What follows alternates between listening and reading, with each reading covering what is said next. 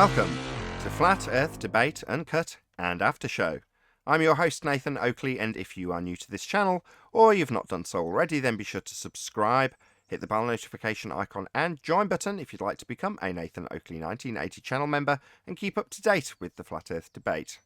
If you would like to support the channel, there is a super chat that runs alongside each of these shows while they are premiering, and there's also a PayPal, Patreon and crypto link in the info box below the video. Also below this video, you can get £50 for swapping your UK electricity supplier to Octopus Energy. Speaking of Patreon, I'm going to do a quick shout out to all of you who do support me on Patreon. So a massive shout out of thanks and appreciation to Michael Kahn, Patrick Gunnels, Banter, Will Brax, Mel B. Styles, Troy Shuker, Bose Nail, Joseph Pizarro, Samson, Maris, Mobile Max 777, Neo the One, Lost Cat FE, Rob W, Open Minded, Reese Pound, Del West Watson, Mike, Muted, Dick Earth Skeptic, Maria Neelands, Unbelievable Productions, Blue Ridge Ranger, Rob H, The Real Gabster, Windrider, Liam Nedrick Jr., Abraham Mohammed, Naibai, Adrian Quintana, Skeptic936, Life is Short, Fireball X, TheFlatEarthChannel.com, Texas Mike, and Edwin Johnson, and David Wayne Foster. So another massive thank you to all of you for supporting me on Patreon. Now I'm going to hand over to whoever is in Google and Discord so you can enjoy their conversation while I set up for today's live show. Awesome. I hear you got some good things coming. Yeah. Pushed to a place that we didn't really want to go to, but hey, once you go there, you can have a good look at it, haven't you? Yeah. I can't wait.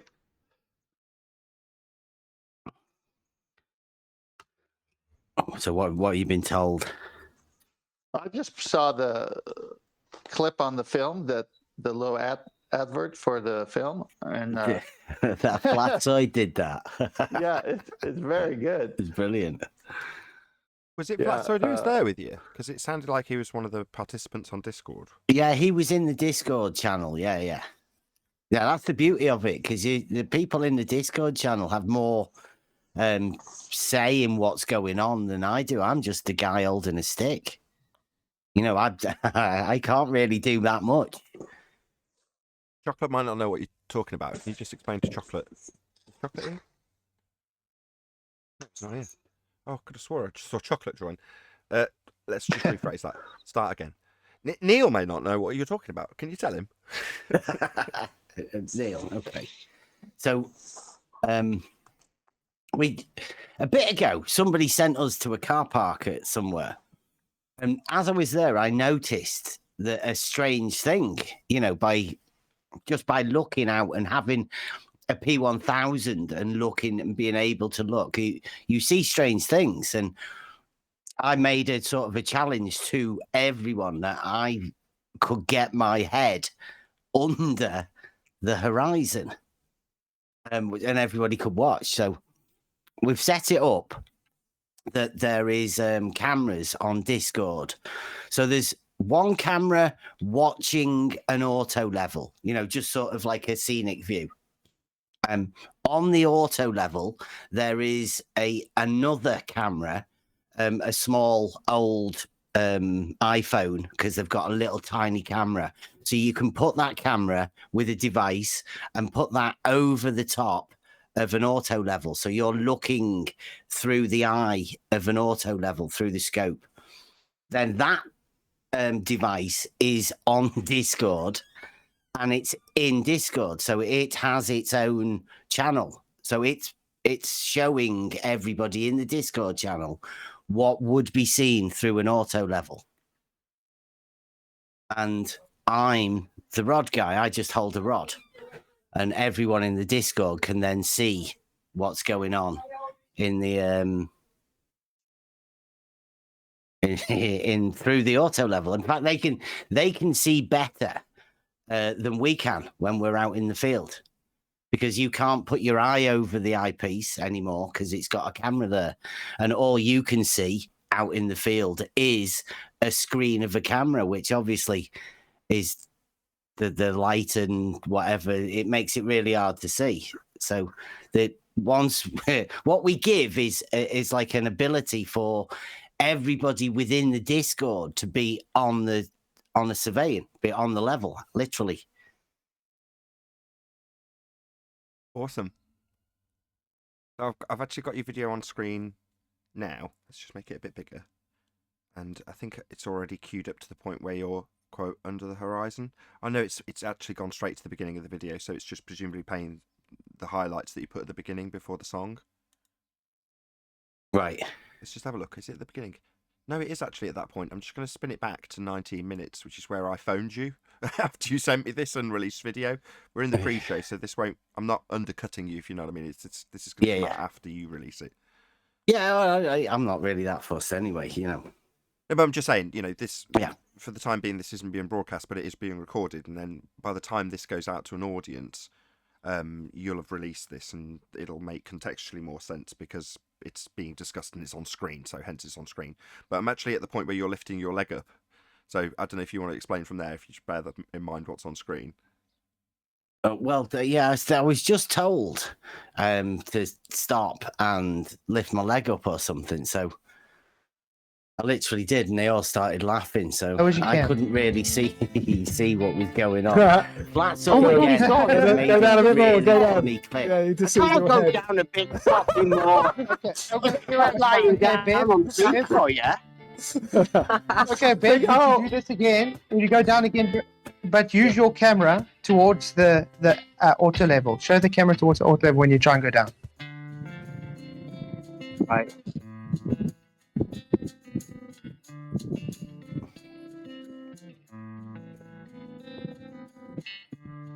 Okay, yeah, I think you know where we are in the stream. I'll mute the sound for the video. I'm sorry to cut you off with your own video. No problem. Yeah, that's where we're at. I'll just leave it to play if you want to tell us a bit more about what's going on. Well, yeah, I just we set off with the auto level, obviously, and just walked off and continued to get further and further into the distance because I think it's something to do with the tide and the how large the tide is makes that expanse so large that you can just keep walking and walking and walking. Obviously, there is some undulation in it, and it seems to be it's on a downward slope. So yeah, there was loads further I could have gone into that. I mean, there's another picture that DP's took of where he came out to meet me, and he's then looking further on to a wreck of I think it's a submarine in the distance, and he's looking at that, and then you can see another guy, a guy actually step out from behind that. Just by coincidence, I've got that on screen. The possibilities of us walking across in that distance is massive. The guy carrying two things, right? DP was carrying a bag, but he obviously went out to meet me at a certain point. I carried on, and then he was filming further on into that bay. That I guess you call it the Morecambe Bay, all of that Southport, Blackpool, Morecambe, because that's the other bit of land that you see over that other bit. Okay, well, for the audience's benefit, can you explain your objectives in going out here? I know this. We've discussed this already, so you know exactly where I'm going in terms of where I'm leading you. But can you explain what's the objective, what you've achieved thus far, and what you were hoping to achieve, and then where you were hoping to go from here, moving forward? Does that make sense? Wow. Well, the initial idea was to be able to explain to people what the actual physical measurement process is. But that's hard to do because it's done on a personal, local level, and it's hard to show that. So what we've been on is a long process to be able to find a team of people to be able to express that in a way that's palatable. And I think we're getting there. We're a couple of more practice sessions, and we will be there.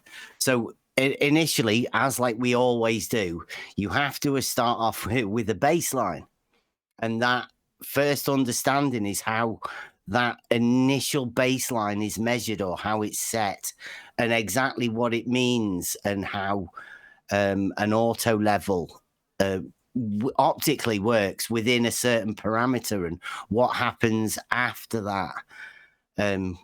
So that's how hopefully we're aiming to try and achieve with what's coming. Cool. Does that explain it enough? Yeah, no, that's or... perfect. And I was just about to plug what the video's called, so this hopefully will be released by the time this actually reaches an audience. But Under the Horizon Short is the video that's going to get premiered tonight, I believe, Bev. And the channel's called Try Thinking. Is it not Bev Try Thinking anymore? It's just Try Thinking. I think the channel's always Try Thinking. I've been Bev Try Thinking. Right. Is that just your name on here or something, Bev Try Thinking? No, well, the whole initial concept was for my son. The Try Thinking was, and then it was for me, Bev. I'm Bev, so I need to remind myself to keep thinking about this sort of stuff. And so that's, he is the cameraman. He is the inspiration for all of this sort of stuff. So he is Try Thinking. I'm just a little part of that. I'm Bev. Fair enough. No, it's epic. I like to hear a backstory to a title. I like that it's got some meaning. Excellent. Well, hopefully you're happy to go through all that on the live show. Yeah. I'm well, more than happy, really. It's, just to give you guys a bit of an idea on what's going on, and then you can hit us up with all of the show. I mean, will I couldn't see that then, what was playing earlier. Could I? Should I be watching the YouTube channel? Yeah, probably, because I can't. Yeah. No problem. Okay, I'll keep. But that's a little bit of a delay, right? About 20 seconds. Or very less. No, I've got mine set to the shortest latency, so tops it's like 4 seconds. Hey, Bev, you said baseline. Can you expand on the importance of a baseline to the auto level? Well, it's the I call it the horizontal, but I mean, a lot of people, you have to have something to initialize any sort of measurement. And like we've said quite lots of times, the only two reference frames that you ever have are vertical and horizontal.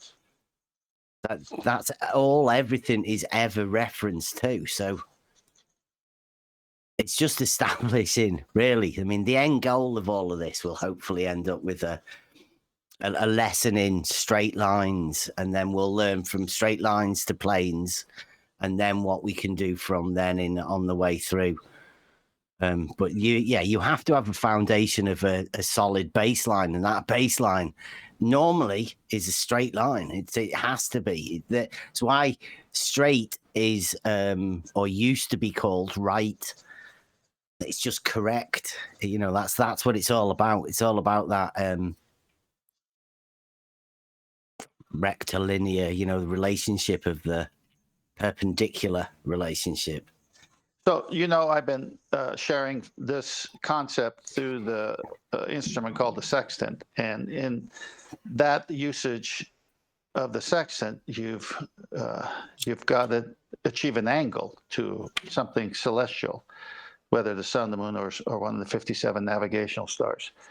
And so there's something called the circle of equal altitude, where you take the star's GP, geographical position, and from where you're shooting it, say on the boat, and it might be 3,000 miles away from the GP of that star, you can draw a circle, and anywhere on that circle is 3,000 miles away from the GP of that star.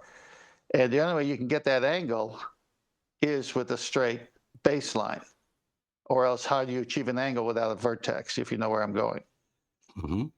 Yeah. So this is really cool. I can't wait. I wondered when you get to that. So how to get the angle unless it's flat? Yeah, that's why it's called a horizontal plane, because, horizontal is the totality of the horizons.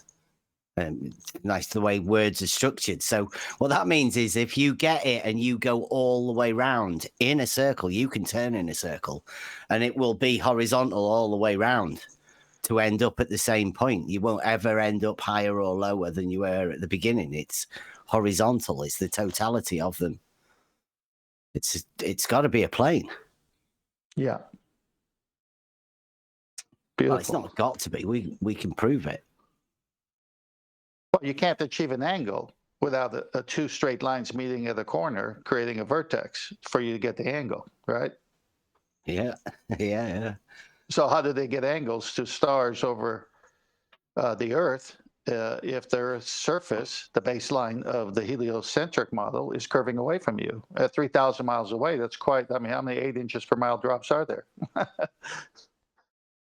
I go even further that you can't have an angle to a curve. Correct. No such thing. So just the fact that you're using the word angle implies two straight lines, and Perfect. that's not what they need. They use the wrong words all the time, and a lot of people don't really pick up on that fact that they're using words that they shouldn't. Or they should give us another definition of what they claim to be an angle. Well, they're always talking about angles, and yet they're, like you said, misusing the word because they're saying they're getting one off a curved surface, which you can't get. I go so far as to say they worship the angle. You're not going far enough. You can go further. They do. I mean, that's why. They rely on the angle, and it's generated all sorts of things for them, but it's all imaginary. It can't do what they think it can. Well, isn't this why they come off sounding crazy and everyone's laughing at them when they try to explain the very simple things that our show and your show asks them? Adam. Afternoon, guys. Yeah. Hey, Tam. Neil. That bad? Yep. Hi, All right. bad. And of course, afternoon, Nath. Sorry. No, I was just going back and forth with Bev, Adam, saying this is why the ballers get laughed at when they can't give simple answers to very simple questions like angles and how are they formed. And because they have to protect, as Bev said, they worship their heliocentric model so much that they're at the cost of sounding stupid to the audience, they're willing to go there. Yeah, they'll avoid a simple, straight answer because often it contradicts their rhetoric, doesn't it? Was that a pun? Straight answer, straight line? Not intentional, but I'll take it. You got it. Even if it's contradictory or goes against their rhetoric entirely, so long as they're saying, because there's the ball at the end of whatever statement is contradictory or goes against their rhetoric, they'll get a pat on the back from everyone around them. Well, keep the lie going, right? I mean, I love the work Bev did on the LIGO. That was great. You're showing the canal on the either side, and it was water. Well, that's still ongoing. That there's stuff happening in the background that they're not too happy about. But yeah, that's another one. It's another one of these geometrical proofs that you can link to reality very easily. Yeah, that's good. You're doing good work, Bev.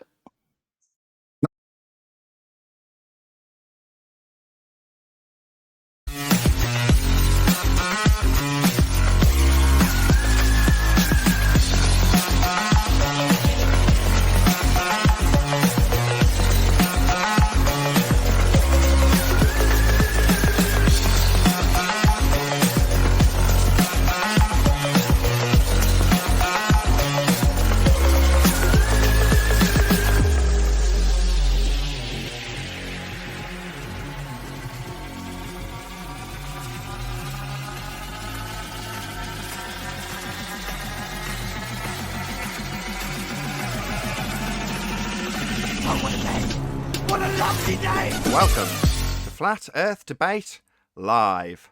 I'm your host Nathan Oakley, and if you are new to this channel, or you've not done so already, then be sure to subscribe, hit the bell notification icon and join button if you'd like to become a Nathan Oakley 1980 channel member and keep up to date with the Flat Earth Debate.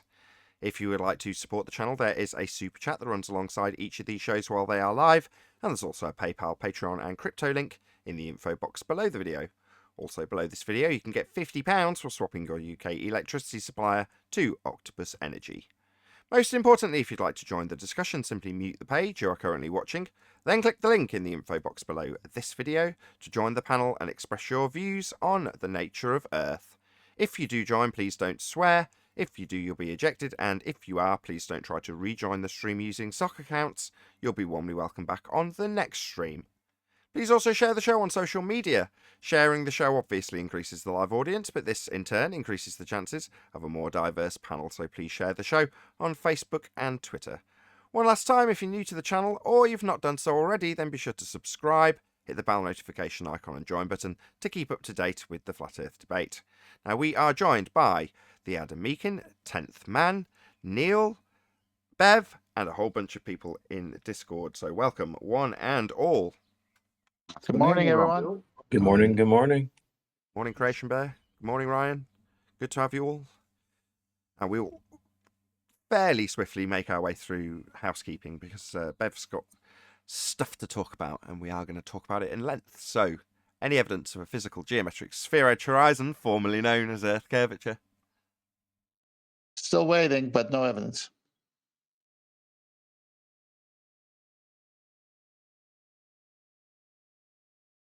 Wow, So, yeah. swifter than I was Found the lump. expecting. I've realised you can't hear me shaking my head. Yeah. No. I see. Or Yeah, I don't, found as a the case little may bit of a lump, but be. You want to not see a what- doctor then, Bev? Yeah, I was gonna not say, what you're after. you want to get that checked? Any It's evidence not- of it's not axial the- rotation of the Earth-based variety? No. The Earth, we're not experiencing Earth-based Coriolis, but the luminaries are moving above us for sure. Indeed.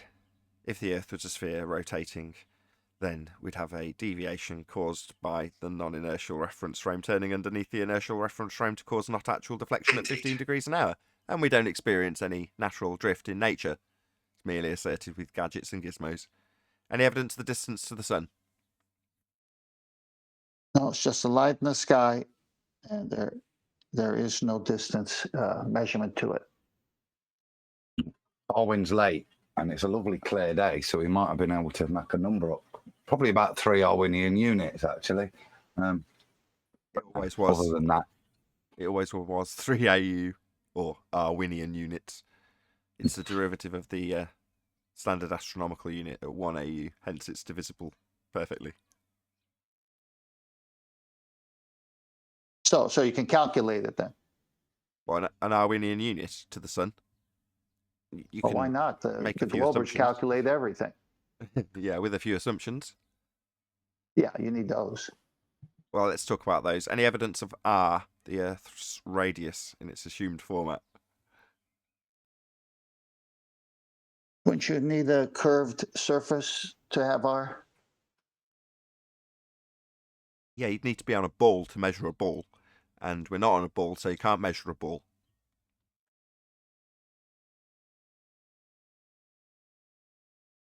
Any evidence of a self-perpetuating molten iron core at the centre of a presupposed spherical Earth? not from Nottingham. Well, that's the best place to test it from is Nottingham. So if it's not there, it's not here in California. Exactly. Any scientific evidence of gravity? That's a term they made up for the ball that doesn't exist, so they can have their outer space vacuum next to Earth.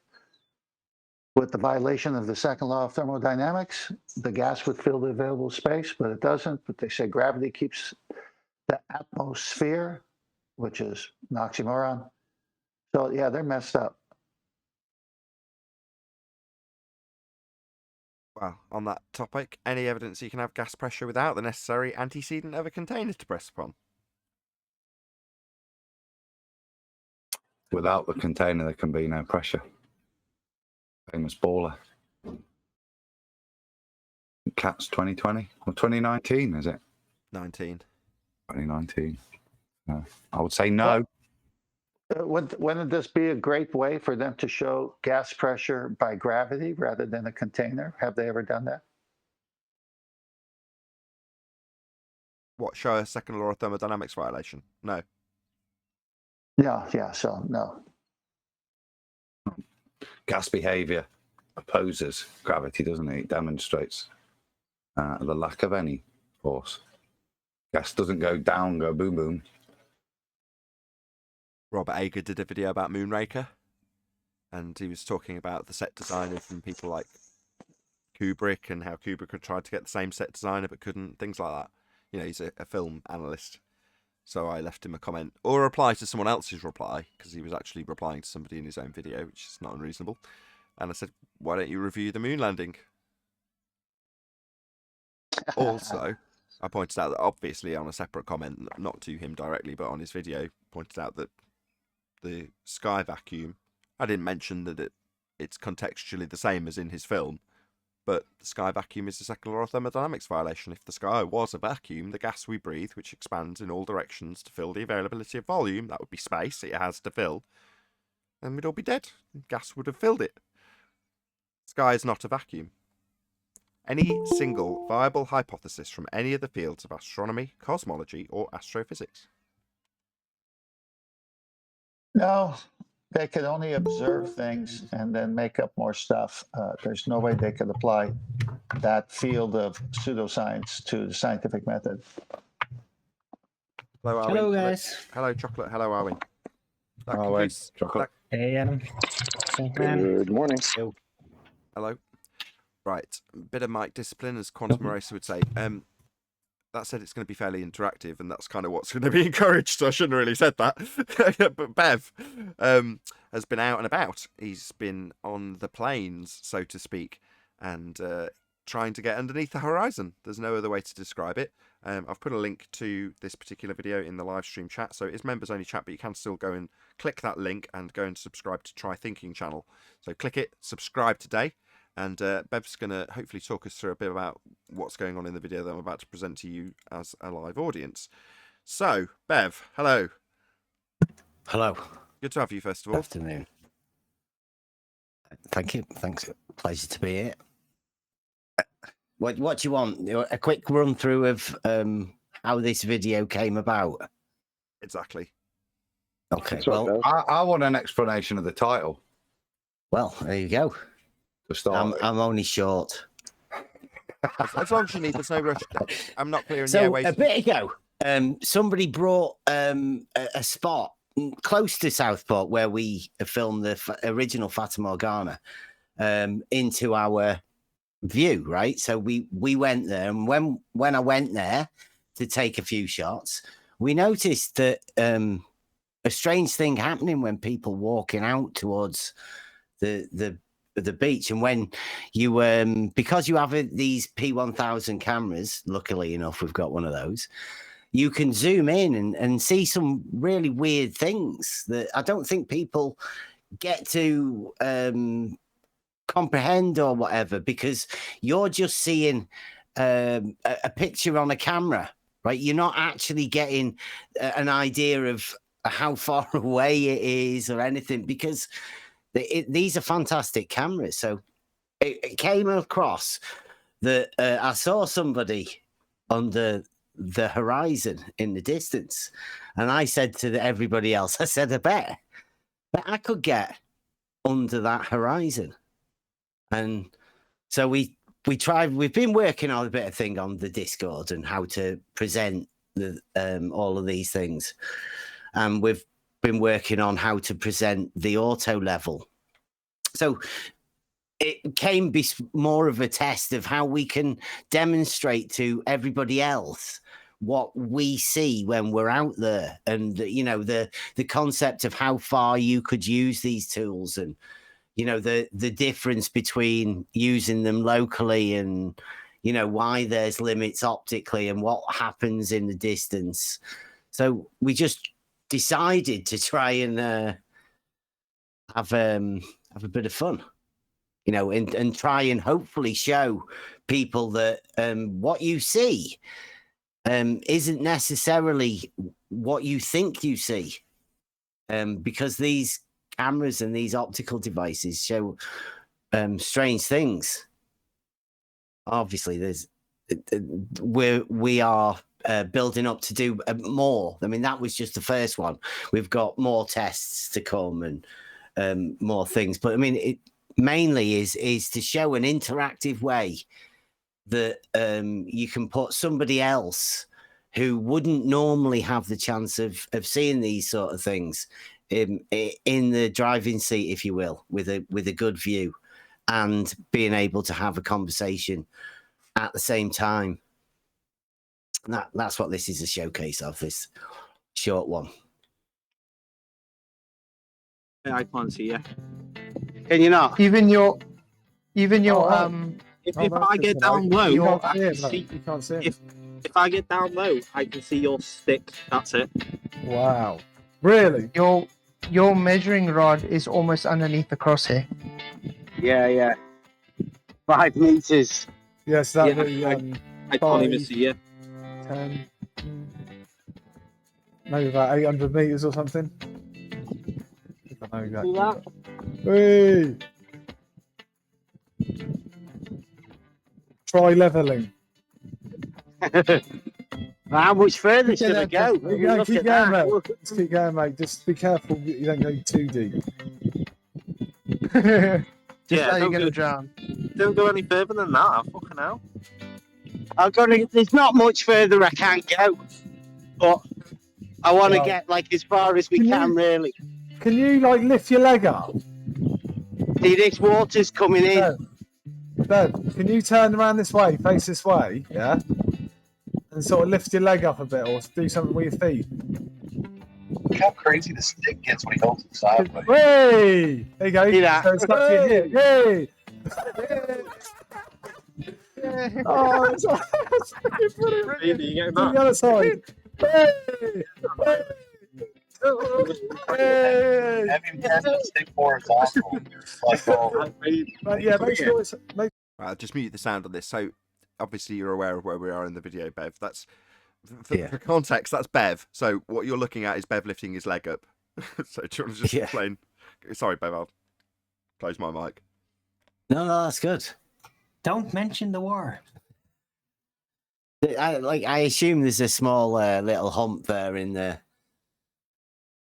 sand, but the limited angle, like it was good having flat side there, to go over that optically. But I mean, there's obviously more stuff we can do. We can do this at different times of the day. I mean, it was a really bad time of the day because we'd gone there late for a sunset, so the sun is behind me.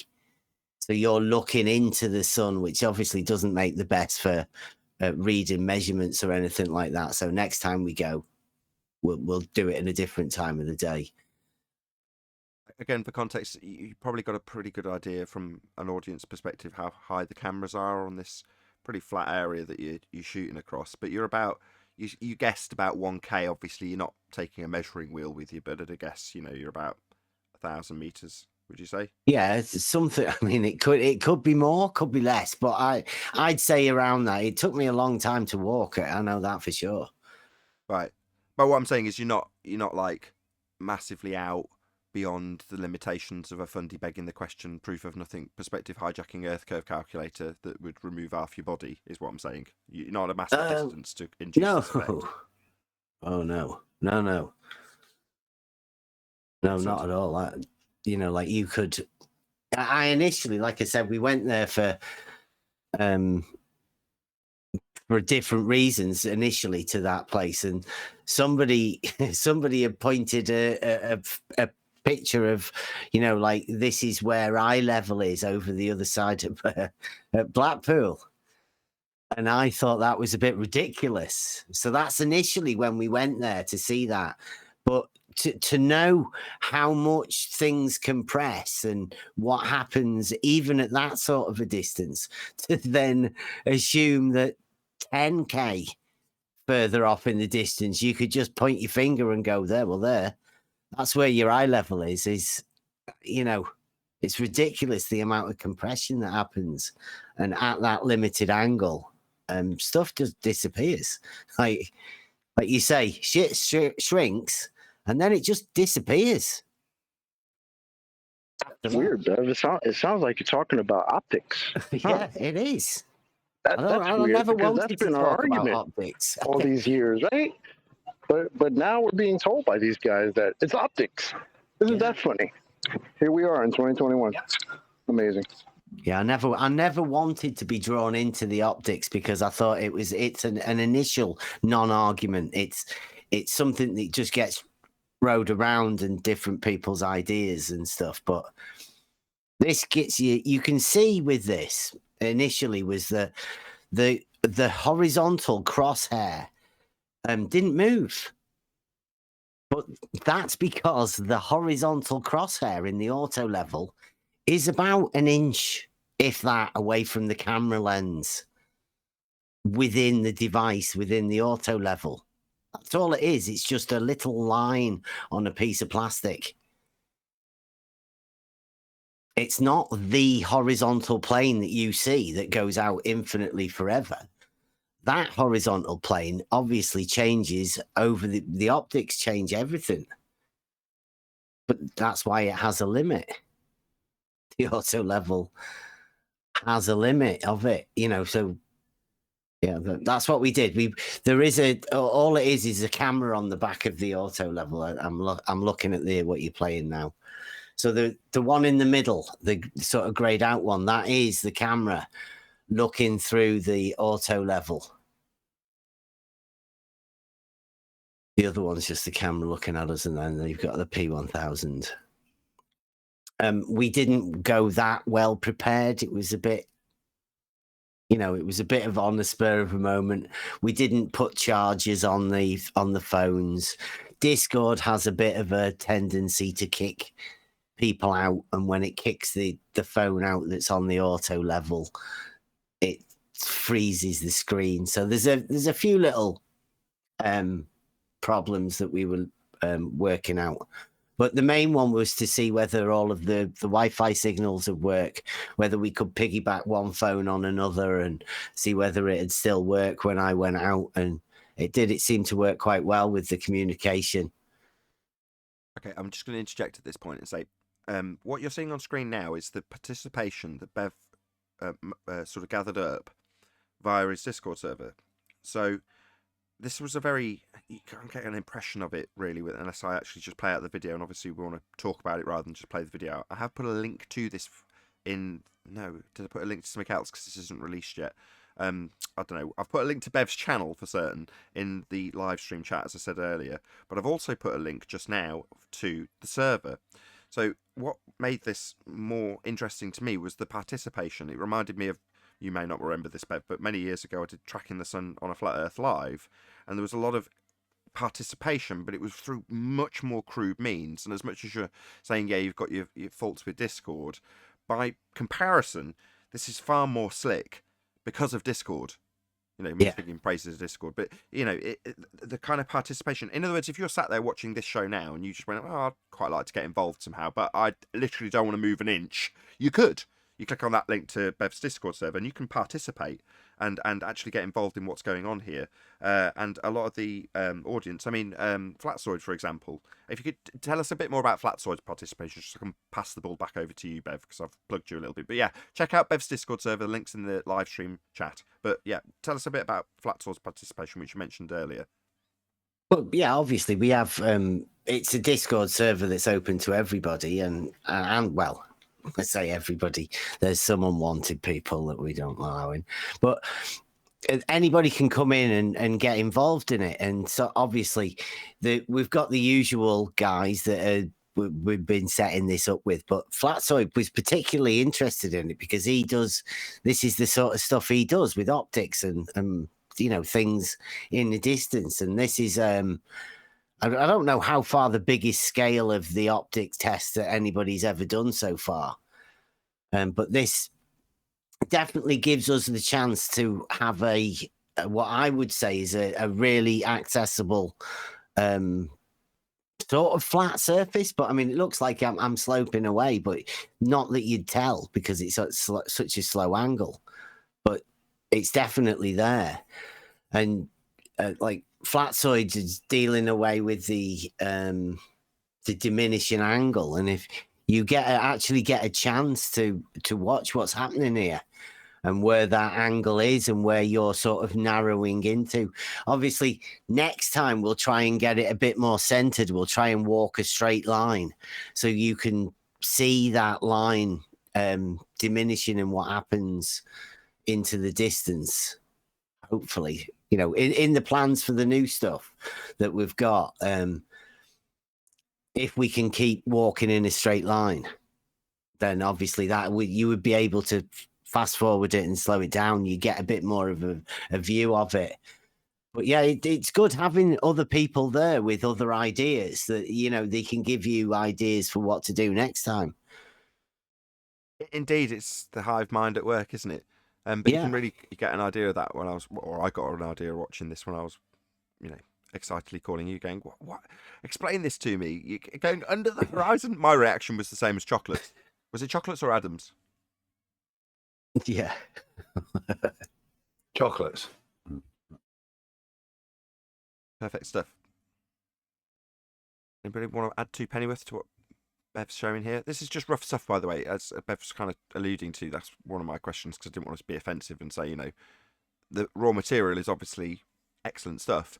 It's then been put on this video so you can see what's happened, but this is sort of like a proof of concept, or, you know, going out to see what they can achieve, what the area's like, and then they've done it in participation with Discord, and they've gone, actually, this was really good stuff. Let's do more with this. Let's get more people involved and sort of spread it around and show what we're doing, because it's just the bottom line. What are you doing? Well, you're going out and having a look, right? And you're having your look at the world. That's what you're doing, aren't you? Yeah. Well, like I say, Cats, thanks, Cats. He sent me there to take a picture, and I took a picture, and it was quite nice. We've had some nice times. Like I watched the second Fata Morgana from that very beach.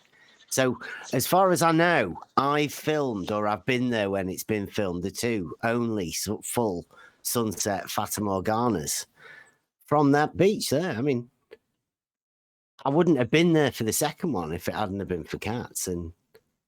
But the chances that we now have from doing that initial one. So on Discord, when I went to go and take those pictures and went to go and find out what sort of height he was and all of that sort of stuff. Well, I did all of that live on Discord. All of the gang were all there when I was doing it, taking pictures and doing the the altering skyline where the temperature went and when it all went up and down. Well, that was done live on Discord. We do quite a lot of stuff live. I don't actually know what you're referring when to. we do it. Oh, hold on. What do you mean when the temperature went up? Expand on what you mean. I don't know what you mean. The Blackpool scene where it all rose and sunk like an accordion. Now I know what you're talking about. Yes, that was very, very useful immediately into the discussion about Blackpool Swan, right? So, I trimmed that out with Kosho going, this won't change, the weather never changes. Why? Well, because they need straight lines to get their angles, so they've got a little flat earth straw man that they're going to burn, right? So they don't need weather to be factored in, because they're taking angle measurements. So, weather won't make any difference. Cue your video with the mountains moving up and down. You know what I mean? It's like I've been saying for quite a while, you can't do fuck all with an angle. You can't do nothing with an angle. It doesn't mean anything. You need a distance at least to be able to perform trigonometry. Oh, and a right angle triangle. You know, there's a few requirements for you to be able to use an angle to do anything. And they haven't really got a clue about what they're dealing with when they're saying that. And this is like sort of step 1 to show that baseline of the baseline of that angle that you're using. I mean, I don't know where they're getting it from. What exactly do they mean? Because you can see that picture there, that horizontal line within the auto level is way above my head. I don't think I've ever discussed this with you, actually, Bev. What was your reaction when initially in order to achieve their acquisition of this angle, they just held up a flat Earth straw man and said this is how they do it. What was your reaction to that? It always has been. Like, you can't you can't have an angle. The moment they state angle and say that elevation is a zero change, then they're basically saying it's flat. They don't understand what the words that they're using, but the way they describe everything is as though it is in reality, right? There's no difference between the way people in reality talk and the way that builders and all of that talk. It's just the concept of the model that drives these people. They're literally, that's why the they'll model try to, dictates everything to them. and that's why they'll try to change the definitions on you on the fly. Yeah. Just like you said, they have no choice but to describe it in reality. But then they change the words that they use to try to make you think that they mean something else when they really don't. It's like this, the banana in the tailpipe. Like, we're not falling for that crap anymore. So I have fun continuing to tell us how locally flat it is and nonsense like that. And it's optics. I love that. That's my favorite one. Keep telling us that. It's great. This is something that Brian, Bev, 10th Man, they're all trying to drive home the same thing, right? In order to do any of these measurements, you've got to start with a flat surface. In order to take a 90-degree angle to zenith, you've got to start with a flat surface. Yeah? And if you're going to beg the question of a sphere to weasel in something that you can work from to get any angular measurements, it's a zenith to the presupposed spherical Earth in a datum. But then they use Euclidean measurements and still measure it all flat. So even when they beg the question, they've got to deal with the topology that they're facing, and that's flat. So there's no issue in terms of actually measuring it, because you can just say, yeah, I'll take this as read that it's a flat surface between me and there, because it is. And it has to be, and if it wasn't, it wouldn't work. Has to be flat. Yeah, I think you can't measure triangles with straight sides and then at the end go, oh, well, all of those triangles were actually bent. They've all got curves in them. It's ridiculous. It doesn't happen. That's the black swan argument in essence, isn't it? When they're making their measurement to their horizon to derive R, or Al-Biruni, if you want to take the actual rhetoric story of the origin. Well, Al-Biruni is drawing a straight line to that sphere edge, horizon, formerly known as Earth curve. So you have to have that to make the measurements. It's got to be straight. So what are you going to do when all the lines are all bent? You can't get any angles. You can't do any of these measurements. So you're screwed. Everything relies on the nature of the reality being flat. Well, you can't twist that in any other way other than to beg the question and derive a zenith and then take 90 degrees from the zenith when you refer yourself to a datum, but then use Euclidean measurements. You're measuring it flat. You're working with a flat surface. And everyone knows it at some level. Everyone knows it. Al-Biruni is a wizard trick. It's a mathematical, a geometric wizard trick, because all he has is an angle on a stick. Yeah, and he's got that's literally it. The rest of it is a magic wizardry trick. That's absolutely correct. So he's got a zenith position up the mountain, and then he's derived from there, that's the starting point, 90 degrees to an imaginary horizon. So after he's got his imaginary horizon with his stick and his 90 degrees and his presumption of zenith, well, what's he going to do? Well, he's going to measure out a line to a presumed physical point in the distance called the horizon. He's going to assume that the horizon's a physical sphere edge to measure a tangent with it. A straight line to it being that tangent that you cannot bend. As soon as you bend it, which they're currently doing in rebuttal to the Black Swan, I can't have it as a useful measurement tool anymore. It's no longer straight. Curved. That's not what a tangent is. Same goes for the ground beneath your feet.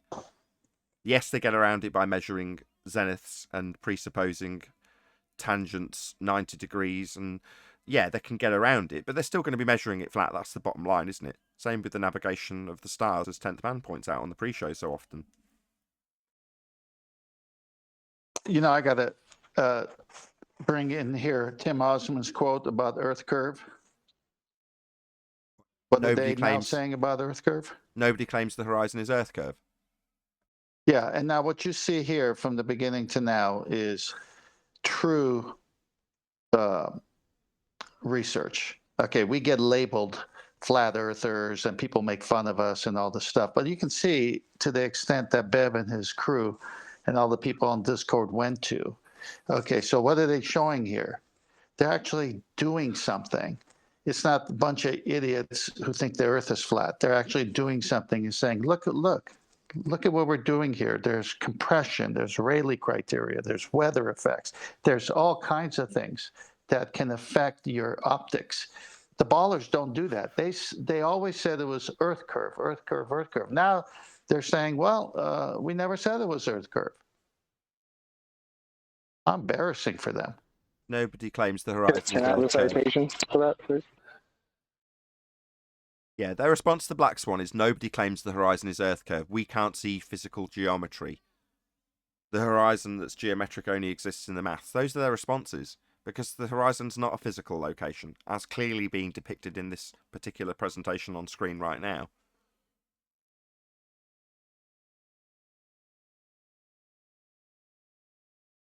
Can I just add that Scott Veach once labelled that the turve. It's the tangent, a curving tangent. He just named it. He made it up. That right there and then, as we were chatting. A turve. Curve? Yeah. Wait, Bev, real quick. What's a tangent? Yeah, it's a straight line, and so that's a Oh. curve. He just made it up. He's got the 2021 version. Yo. If you can find that and trim it out, send it to QE. We'll turn it into a numpty clip. It's somewhere in one of my clips. Please tell me you have that. Yeah. Yeah, definitely. I had one with coffee the other day. What, a turve? Yeah, I said, you want a croissant or a turve? I said, give me a turve. Okie Is dokie. that coffee accelerating or? Yeah, I mean, both those go together, right? Or see my tea and Scott Beach. Were you in the tart area? Good one. Epic. Right, Bev, was there anything else? If not, I'm going to say kudos, props, and plug you again. No, yeah, that's about it. Thank you very much. Ongoing, we'll go on and carry on, do more. Excellent stuff. So, as you can see on screen, the channel is called Try Thinking. The link to Bev's channel is in the live stream chat. It's the top link that you can see on screen now. You can still go and click on it if you're not a member. The link to the Discord server is about halfway down the page. So click on it. I assume you've got some process to get approved or something along those lines, Bev? On the Discord? Indeed. Yeah, I think so. Sure. So you'll just have to go through that process if you want to join, but you can participate in these sorts of events. And it is jolly good fun, having done a lot of them myself. They are great fun. Especially if your boots on the ground as you were, lifting your leg up in the diffraction limit. Shout out to Unicorn Laser Eyes. Shout out to Try Thinking Crew. Indeed. So yeah, subscribe today to Try Thinking. Join his Discord server. Participate in the fun. Thank you very much. Clicking. Who's making that noise right through a plug for another channel? Outrageous. Sacrilege. I turned the page. I'm sorry. Outrageous. Anyway, yeah, thank you very much, Bev. I really appreciate you sharing it with me, as you can probably tell from my pretty much immediate call after watching the video that you shared. Well, we'll give you first shout on when we do the other one. For what? All I did was get excited about the work you'd done. So, not much to shout me out for. Well, obviously, you guys will be the ones that are talking about it and discussing it. And if you come up with things like Flatside did, what would be helpful next time?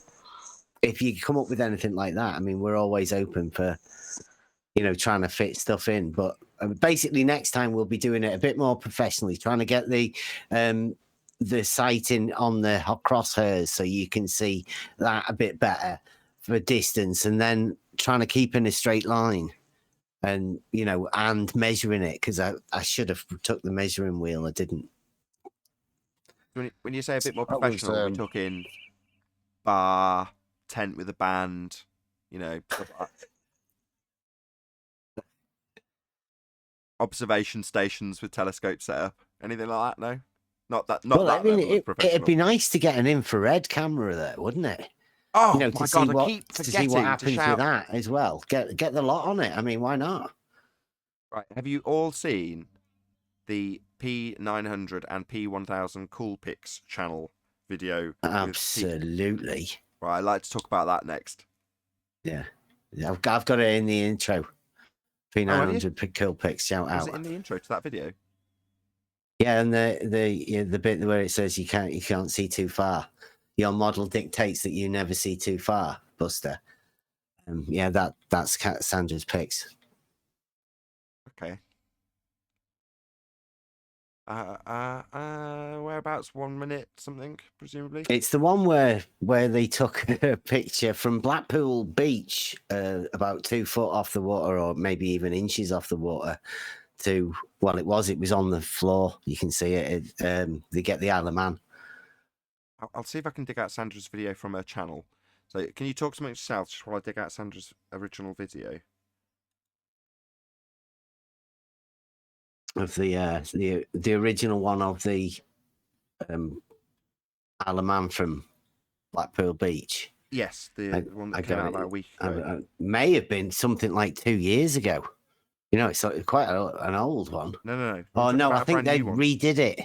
The old one was but the one I put in my intro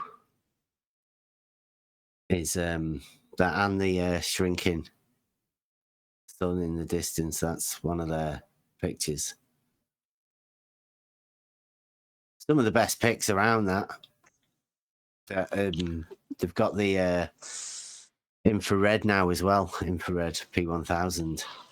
That's one. So, Bev, do you have to deal with dates, being that it's summer and the weather's a certain way? Do you have a window that you got to do all this by, or do you have? Well, I don't know. I think it's pretty accessible, and the tide is you hardly ever see the sea. So it's just a matter of timing the tide when it's out most, and then I don't know. We could do this in different conditions and see what I mean, because I had to go a long way from what I saw there on that day. I've seen it higher. It would have been a lot easier, and it could have had a big towering wall of horizon behind me. I don't even know what to call it. Whether you can't call it a wall of water, can you? Seems a bit ridiculous now. No, that was great. I mean, Bev, for me, being presumptuous if you're asking for suggestions, to me it would be doing what you're doing and repeating it day after day, and then comparing those different conditions and showing the difference in image. That to me would be quite powerful. If you can, I say, take a measure out there and be getting to roughly the same points every time, and then comparing those images over, I don't know, 5 or 6 days, that I think would be quite a useful thing, because if you are generating the distance as well on that knowledge, and then with that, if we knew anybody with a drone to then go up from where the cameras are and look at how the angles open up, that would be nice, but we'd need a drone. Yeah. Who's got an alarm going? Is that coming from one of you guys? Yeah, sorry, one of the house alarms just keeps going off. I keep muting on mute. Are you burning your house, Adam? Don't burn the house down. No, neighbours are getting robbed, mate, but it's all right. I'm busy. Oh, that's okay.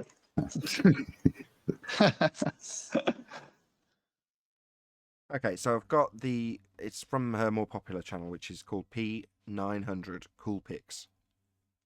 This is video title: Nikon Cool Pics P1000 infrared beacon fell to Great Orme in 4K, 62 miles. Have you guys all seen this?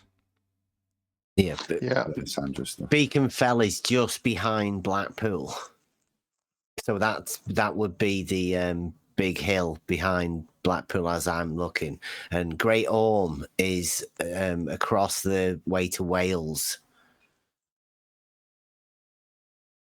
So again, I'll put Like at the end of Llandudno, it's a little nudgy bit at the end of Llandudno. It's a fantastic shot, that. put a link to Sandra's channel, which is this channel, in the live stream chat again. So check her out. Go and subscribe. She's got 2 channels. One's called P900, which is a more popular channel because she's had it longer, and P1000 Cool Pics. Shout out to Paul Cornell for joining as a line. Thank you very much indeed.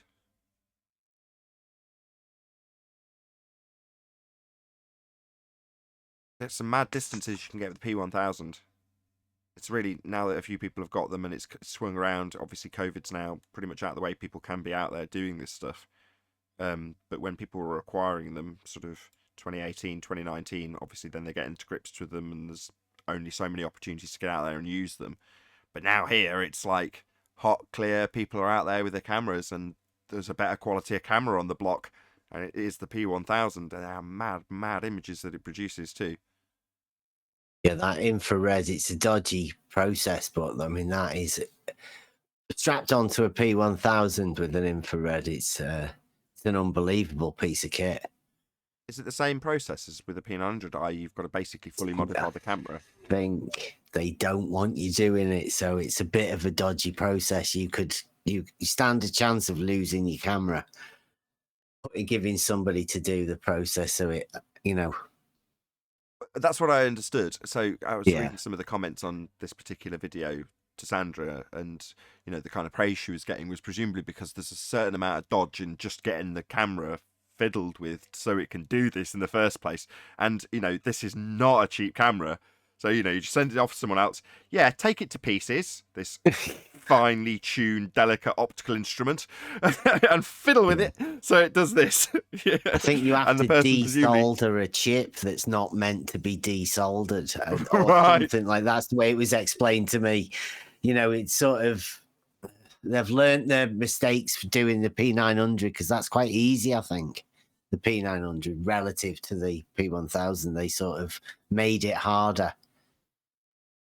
Well, isn't it just a filter on the, as I understood it when Anthony was talking about getting his done, it's just a filter that they have to remove. In other words, it's by standard going to pick up infrared, and then they filter it out, and you just have to sort of reverse that process. I think so, whereas but in I the don't P1000 really understand digital imaging that much. Well, neither do I, but that's not really relevant. What's relevant is someone who's invested heavily in a piece of equipment has then risked it getting completely broken just to achieve this.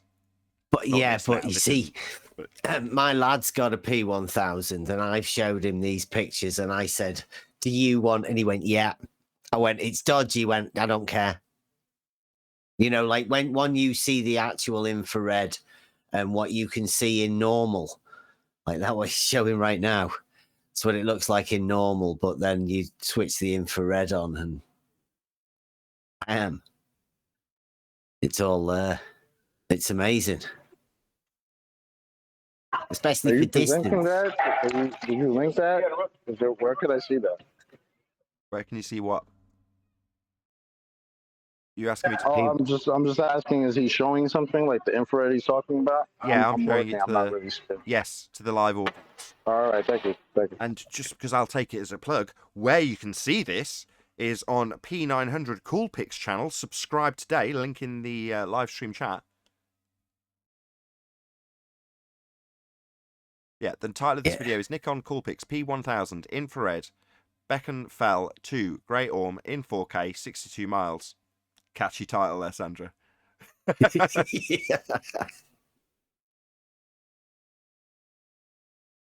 Yeah. So there's some good stuff. There's a really interesting shot in the opposite direction, but we need somebody to come out of hiding to come and get involved, and we'll talk geometry and stuff if anybody wants to do that. Talk angles on a flat plane. Yeah, flat water, locally flat water, and how that can generate mountains. I don't know. I like what I say. There's certain people I would love to have a discussion with exactly what they're talking about, with what happens and things in the distance that so-called have wrote a book of optics. It's got to be a joke, that, right? What, the big Crayola book of optics? The big empty book. Now, nobody's ever seen it yet. It must be stuck at the publishers.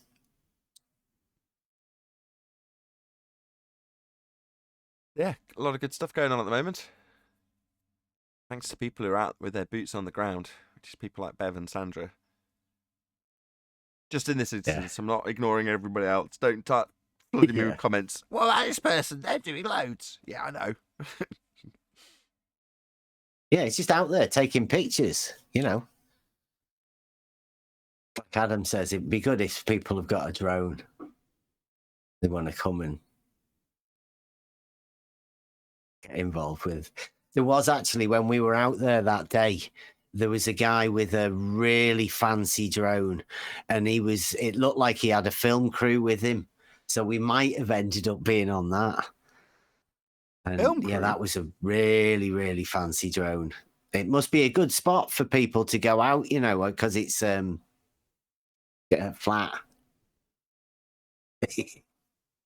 Thanks, cats. Just so it's matching up with what you're talking about, just pop your imagery back on, just so we're not talking at cross purposes. Yeah, it is I like remarkable. it. Good looking out, cats. Say again. Sorry. Go ahead, Chocolate. Nah, I just like that every once in a while. It's the thanks, cats. Good looking out, cats. Appreciate that. Well, I'm glad we're talking about it. I mean, I don't know about you, Bev, but this was just hand waved until only recently, right? Fleur perspective, and no, don't need it. It's geometric. Well, now we're attacking it on both fronts. No, you can't achieve any of this without straight lines, and your lines are bent. So that's the end of your geometric assertions when you assume geometry and assume things that don't exist in reality. That would be geometric horizons with tangent points capable of being measured by way of them. But by contrast to geometric assumptions from mathematical reifications, that's globe Earth assumptions of physical horizons, you're out, boots on the ground, just having a look at the world that actually presents itself to you. Not putting yourself in an orthographic view side on when you see the side of your own head. You've got to start with a baseline, and that baseline's a straight line. Like they're done right there. At that point where you start talking about perpendicular, that's the relationship of a straight line to another straight line. That's all they ever say. It's just an imagined curve at some point, but nobody actually realizes that imagined. It's all just dead straight lines. You can only measure from one point to another. And that is a straight line from one point to another. Geometrically, that's how you describe a straight line. The shortest distance from one point to another. And all you end up doing when you do this with an auto level, you generate a slope that the beach is sloping away from you. That's it. That's the only thing you'll ever determine. Sure, you're not talking about the turf.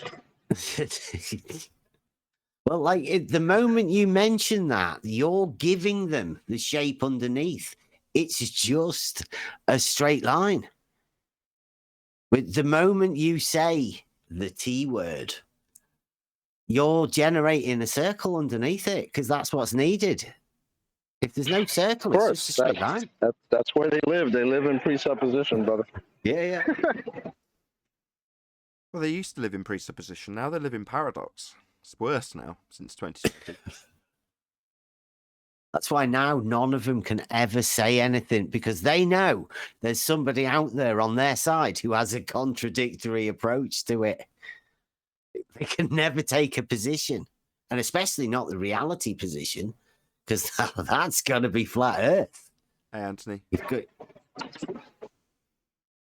And that's funny, right? Because they used to tell us how we don't have like a unified position in this. Really? Well, apparently you guys don't. Do you know, I was watching I was working in the garage and time dilated a little bit too quick and I didn't realise how late it was, so I missed the beginning. I've watched it on double speed to catch up. Coolpix P900's channel with that P1000 footage, I was watching that then when you were presenting it, and the Great Orme Mound, and I could see Llandudno and the hills at Llandudno, and I'm looking at it and I'm thinking, oh my God, I've got family there and I can see almost their house because I recognise the topography of the land, and I'm like, is that really what I'm looking at? So I've just quickly gone over to Google Earth to see roughly what angle she's looking at, and she's literally looking right the way down to the beach.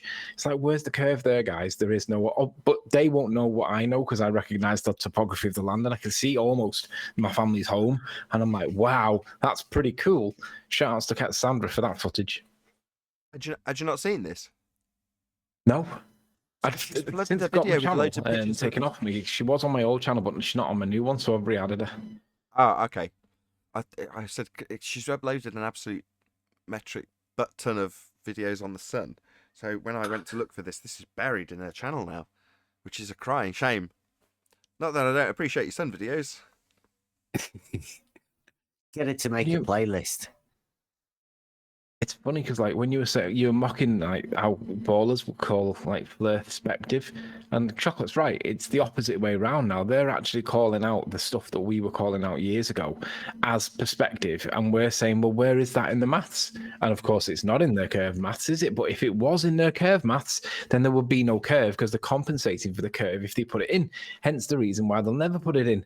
But can you imagine if you were a ball earther and you opened up a channel called Perspective? You'd feel like a bit of a dick at the minute, wouldn't you? Because ballers are arguing our points to explain these arguments, and it's like, well, guys, hello, it's not in your maths. Major problem, guys. Yeah, there's a reason we call it the begging the question proof of nothing. Perspective hijacking Earth curve calculator? Because you don't have perspective. Your feet and inches values for any of the targets that you put through your maths on a sphere won't change with distance. It's a 10-foot wall, right? Well, it's a 10-foot wall at a mile. 10 miles, 100 miles, 1,000 miles, 10,000 miles, million miles. Doesn't matter how far you push it away in their maths. And you'll often see a depiction, for example, from National Geographic, where you've got a guy looking out side on. Of course, you're seeing the guy seeing the side of his head, looking out into the distance on a ball. Well, by scale, he's looking out over 3,000 miles, but they haven't changed the scale of the boat or the man. And the only thing that's causing the boat to not be seen by a proportion is the sphere Earth inside profile getting in the way with its geometric sphere edge horizon. Of course, the fact that the boat would be so tiny at those sorts of scales, but that's not factored into your maths. It doesn't have perspective. Well, you guys are all arguing amongst yourselves about something that we use as a defence to your argument that doesn't have perspective. Yeah, beautiful. Like when R.C. Meisty came here and started correcting us on how the Rayleigh criterion does or doesn't work. Regardless of how right or wrong he was, all I had to say was, where's it in the maths? And then he ran away. Did you catch Slimy play? He ran away. He said that when asked, like, do objects basically get smaller as a function of distance or bigger via Nathan? I'm putting the words in there. It wasn't quite like that, but Nathan's words were basically, as things get further away, they get smaller. Limey play said, no, they don't get smaller, they get bigger. And I was like, what? The guy's a moron. What? He said the angle opens up as it gets further away. Did you see that, Nathan?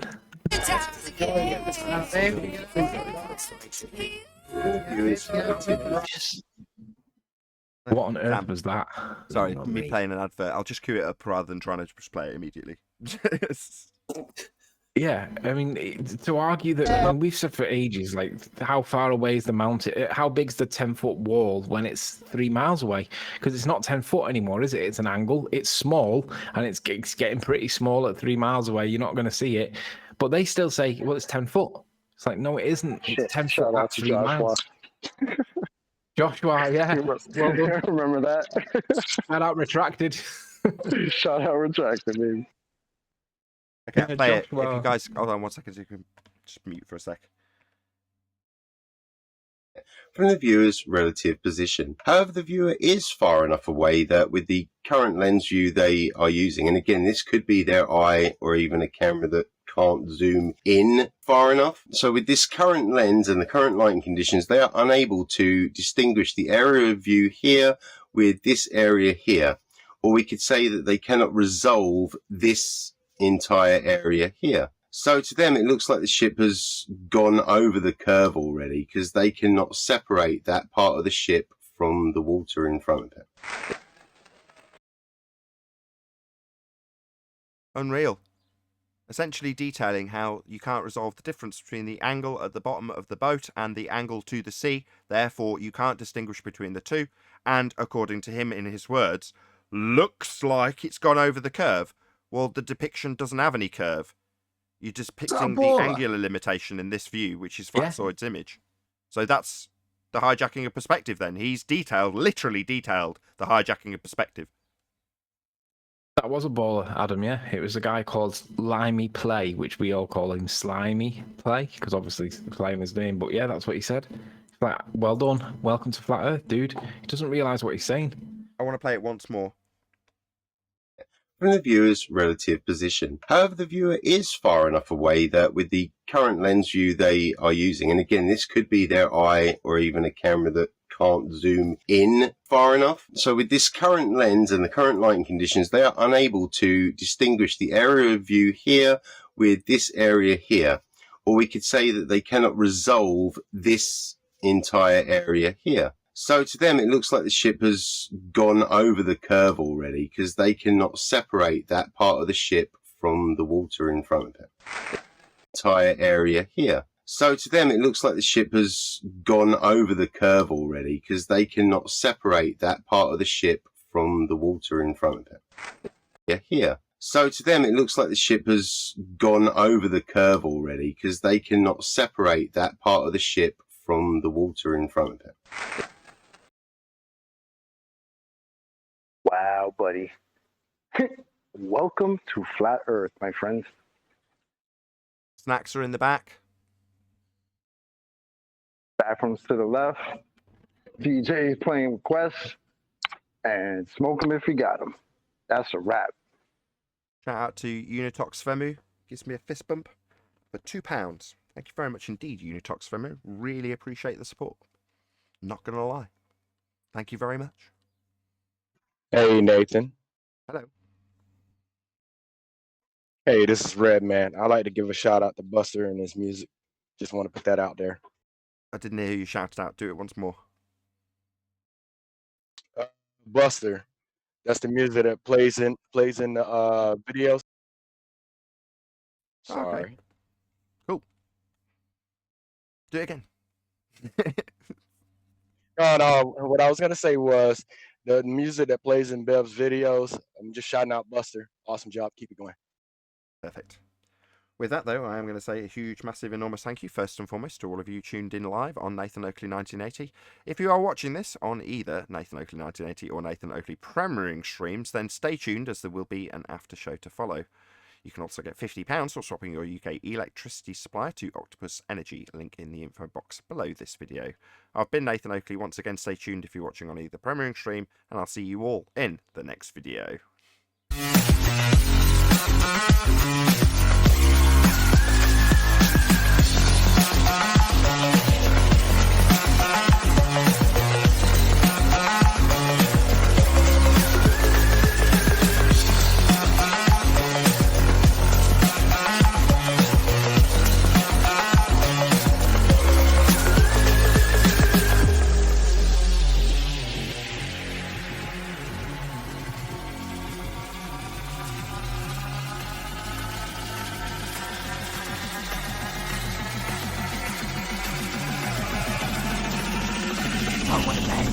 What a lovely day!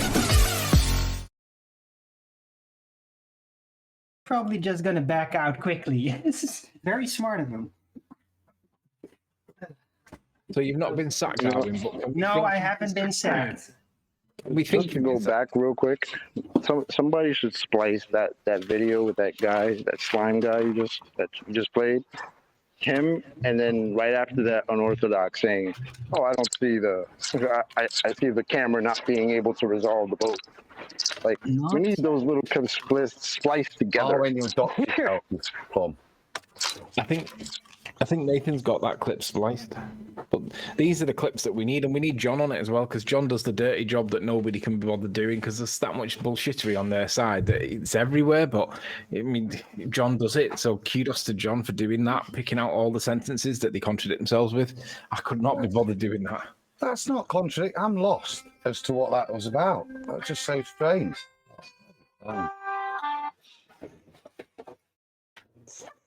Domino's Pizza, can I take your order? Well, it's kebab they were after had gone. No, but Did any ballers get in yet? Or did I miss them? why would you detail that like that and then say so it appears to look like you've gone over the curve? Appears because what's happening is when these ballers are being dropped off the conveyor belt and the latest batch of them, they're not up to speed and they don't know what they're talking about. He's obviously off the machine line, isn't he? He's not a normal baller. He's just been thrown in. Did they get the Windows update? I don't think so.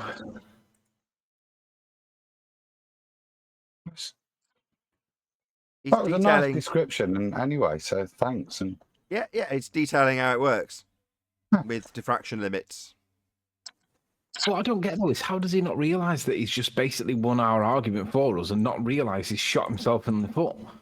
I don't know, but Flat Storage was telling me that he watched the 2-hour plus live stream that followed my clipping that probably less than a minute clip and sticking it out. Yeah, a couple of minutes work tops. Well, that resulted in a 2-hour plus live stream from this guy, and I was Flat Storage was saying like sweating buckets trying to display this. It was really funny. Not that I watched, but the let me give you a bit of feedback on that. I did the amusing. same thing. I did the same thing. I watched some of it. I didn't watch all of it. I couldn't. Once you get past the first half hour, they run out of stuff to talk about, and they just start talking nonsense. But I asked him in his comments at the end. I said, bearing in mind you've got to manipulate the independent variable, right? I asked him if we could turn off and turn back on again gravity, or we could increase it or decrease gravity. What would the effect be in our real world, and how, and why? And one I said was we would get heavier and we would get lighter, and if we pushed it really far, we could float off into space. And the second one I said was we would be unable to walk because we would be unable to determine any of the lines from actuality to our perception. It would feel like we are drunk, and you wouldn't know where anything is because nothing's in its actual place. It's all being distorted, because that's the best way I could think of describing bendy space-time. If you were bending the earth around, it would be kaleidoscopic and it would be hallucinogenic. And they're the two words I was using to try and describe how Einsteinian would be perceived to us. Anyway, I also said, why? And he said I wasn't coherent enough. And I said, well, listen, go to bed, get back up in the morning, read the question properly and answer the question I asked. It's coherent. And he did. He got up this morning, he answered it. And he basically, he kind of overlapped between the two of them. But he never said it was a force, which is great. But he basically acknowledged that it would be perception-based only. And on my happy days. But he concluded by saying that he didn't know. So he was really vague. And I said to him, go and read some Einstein. And when you've read it, come back and have a chat. And until you do, there's nothing to talk about here. But it's true. Einstein it would all be bendy lines, and it would be all like drunk effect. It'd be kaleidoscopic and hallucinogenic. And that's shout out like to that. Elijah, because I got the idea from Elijah. I heard him chatting to ballers the other day. He's not in here today, but brilliant conversation I heard from him. A hallucinogenic kaleidoscope. That's an awesome Earth. Just a description of Einsteinian pseudo-Riemannian force-space bending. Actual lines from our perspective. Yeah, that's what it would be like. It would be like some kind of hallucinogenic, kaleidoscopic. It'd be walking down the road, it would be like that. Do you remember that Mr. Soft advert, Treeball, Mr. Soft? And he's walking down the road and everything's bending around him because he's Mr. Soft and everything's all soft. It would be like that. Oh, Mr. Soft, why won't you tell me why the world in which you're living is so strange? There you go. Oh. That's it. Obviously, Chocolate didn't get that one in America. Funny. Nah, I didn't get that one. Me neither. We'll have to dig that advert out and play it back, because that is what Einstein describes the bending of space-time like. And I was like, oh, this is a brilliant one, Elijah. Well done, mate. I'm having that. I will credit him in future, but I'm going to use it.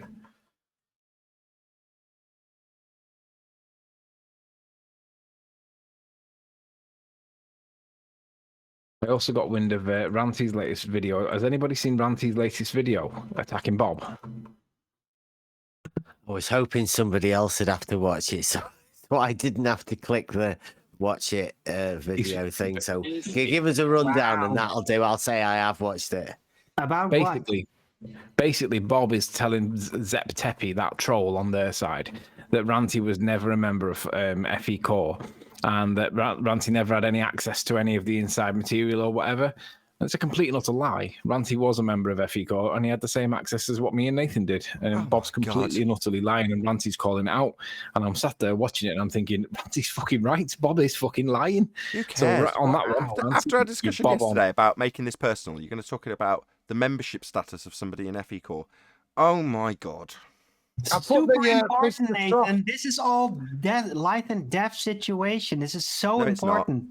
No, the Mr. Soft videos in Master B for anyone who wants to see it. I don't know how that just happened. I closed my mic, right, and I couldn't hear much going on. There was a helicopter going over, and then when the helicopter had gone over, I'm like, how's this conversation changed so quickly? Well, it was, I don't know. It was just waiting for an opportunity. It was because Flirspective came up, and then I remembered that Ranty's latest channel is called Flirspective, and then I thought, Ranty, actually, his latest video is pretty good, actually. And it's not, you can't say it's personal all the time, Nathan, when it's not actually personal. Bob actually has been caught out lying. It's like, that's not personal, that's factual. I don't care. It's not relevant to the subject matter. Did you say his channel is called Flirspective? Not relevant to the subject matter, is it? What? Well, it is, because people look up to Bob and they're influenced by him. I know we don't look up to him and don't get influenced by him. We get influenced away from him with a force of distraction rather than attraction. But a lot of people do get influenced by Bob. And Ranty's bang on the money. He's right. Bob is telling pork pies. Can't you put it into a generic wording that doesn't drag any individuals into it? Yeah, that fat bloke with a white beard that's not Father Christmas. No. Not what I mean. Well, he's lying. Ranty's right. I don't know how else I can not make that personal. It doesn't matter how much I try and fight against this. The more I fight, the more tangled in the thorns I get. Well, it's not easy to defend when it is something that is demonstrably said that's wrong. Who cares? The audience it doesn't help when people on our side. They're both liars. Who cares? Just stop a second, Darwin. My objection has led to our Anthony reiterating the point. I think it was 5 times. That's what my objection got me. Yeah, so don't object, you bastard.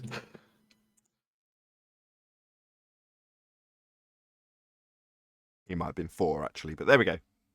So if Ranty was a member, it's a ball, and if he wasn't, it's flat. I'm not sure the context. I was going to interrupt the beginning of that statement. I'm glad I didn't, Adam. Indeed.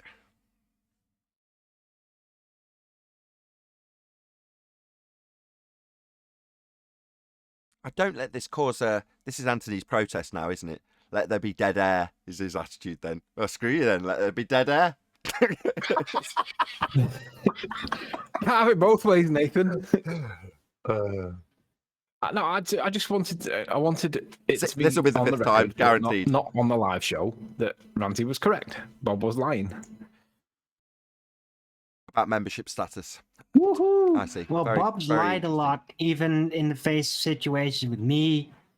Is blabbering all over the place, but so does Ranty. So who gives a fuck if one liar is attacking another liar back and forth? Who cares? Serious. I know, but when psychopaths are doing this to each other, they don't do it to each other unusually. It's like, what's going on here? Unless they're competing. Yeah, that's possible. Yeah, I mean, it's always cool to watch 2 attention. rabid raccoons fighting each other. That's cool. Pay attention seekers seeking attention. Tell with them. And again, say that again, Brian. Say that again, uninterrupted. Thank you, Brian. Yes. Pay attention seekers seeking attention. On a totally different topic. Let me just interrupt while I've got this on my mind. Go ahead. There was a guy, Tyrant Finder UK. He was down in central London. He was protesting with different protest groups, or he was documenting it or whatever. and he walks upside a black Jaguar and a black Range Rover, and they were all blacked out. And he looks at them and thinks there's a bit of Men in Black going on here. So he's looking to see who it is. It's Matt Hancock or some other guy. It's either Matt Hancock or the other guy that looks a bit like him. And he looks at him and he's like, "You're one of them politicians." And he pulls his mask up so he doesn't get identified, and then he pulls the blind up so he can't be seen. And he goes over to the window and he's looking in the window and he's like, "You're Matt fucking Hancock!" Shouts it across the street everywhere. Police lights come on both cars, and the police light sirens going and everything, and then they ended up disappearing off through the traffic lights. But yeah, Matt Hancock was there, and he happened to be live recording at the time, and it was like, if Matt Hancock was in the street, he would get lynched, and I can understand why he ran, but I can also see the thuggery perception of how they're behaving in terms of, yeah, they've got to go stealth, haven't they, because they would get their heads kicked in if they were walking out publicly. I have Bricks no would be idea what you're talking flying, about. probably. Does anybody else have any idea what he's talking about? Yeah, Matt Hancock. Politicians are bastards, especially in England. So yeah, It'll be something to do with the telly box. Oh, I see. Thank you, Bev.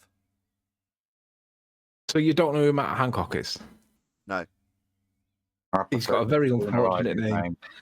Spooner in, mate. Pat Mancock. Matt Wancock. Yeah. It's one of the liars, Nathan, that was keeping us off. Well, he's the government's version of the rumpus. I see. Best methodology with psychopaths is to have no contact with them. Unfortunately, in some instances, that means you have to have no contact with people they associate with, because No, they'll you're have just a loud. tendency to triangulate you with them. So you have to have no contact with them or the people that they associate with.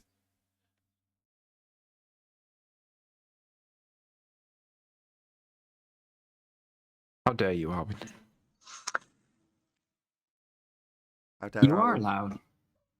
What? Nathan, you're a bit quiet to me. I don't know if he is to everybody else, but if you can turn yourself up a bit.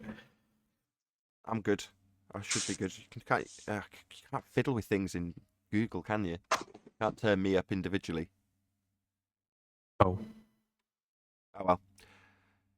I'll talk a bit louder. Where's the ballers at? But I was trying to make a point about having no contact. That's what you will find across the board if you encounter a narcissist/psychopath and you go, how do I deal with this problem? So you go online and you start typing in psychopath, how to handle them, what to do, or any specific scenario that you're trying to deal with. It'll be covered because it's an extensively covered subject. And the advice will always be the same. No contact. I've got a flat Earth question. Oh, thank the Lord. Last night, last night's show, yours, Nath, did the replay of my air flight gravity orientation of down stuff, and I know Brian's here, and I just wondered how he got on since we were chatting with the ballers. Have they grasped the concept? I mentioned it on Bulbous this Saturday night as well. Gave you a shout out, Brian. But yeah, so I just wondered if they grasped it, was addressing the issue properly, or just calling you a mong still. He's not there. Perfect. No, they're still ignoring the point, to be sure. Ah, right. On Tesco's again. Meekin, did the police get the guy that scruffed you up a bit the other day? No, not yet. They've sent the bank card off for the bank to identify him. I don't think the banks will be able to identify that. More importantly, did the guy get his methadone? He's not welcome at my chemist. They may well have done, but not from me. Bonkers, the life of Adam. If he's not been arrested in Italy, he's wrestling with methadone thieves. By the way, that's a dumb criminal. You said the day before he came in inquiring about methadone? Yeah. Oh, yeah, brilliant. Can we change the subject? I don't have to tick that drug box in Yeah. YouTube. Don't do it. It'll make you To hallucinate. answer Adam's question. Yeah, how's it go? So I'll rephrase it. So, back from that, they've had a chance to report, haven't they? Domino's Pizza, can I take your order? Unbelievable. Now, I'll finish. They've had a chance to report, haven't they? So, have you heard any more? Are they actually addressing the point now, Brian, is what I was asking? Well, no, they're not addressing the point. I know Blue Marble Science made a video, and I told them to make a video, and I told them what would be in his video, and I told them what wouldn't be in his video, and what wouldn't be would be him addressing the point. But what it is, they're all coming in, like Wolfie was the last to come in. All the rest of them came in before Wolfie, and all the trolls, and they're still at it today. Not so much Wolfie and them, but the trolls. And what I'm actually doing is in the process of making a second video. I've been in contact with you, Adam, about another video again. That's a separate video again.